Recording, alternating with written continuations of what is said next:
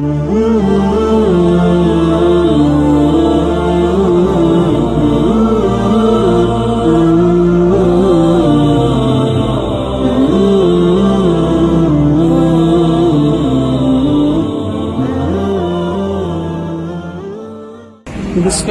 রহমানির রহিম।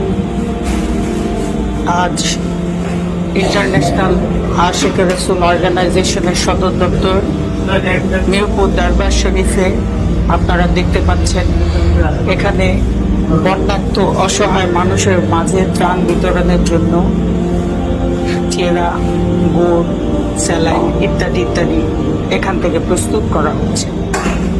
আসলে হাদিস শরীফে আল্লাহ রাসূল সাল্লাল্লাহু আলাইহি ওয়াসাল্লাম বলেন, ইয়ারহামুকা মান ফিল আরদি ইয়ারহামুকা মান ফিস সামায়ে। তুমি যদি সৃষ্টির প্রতি দয়া করো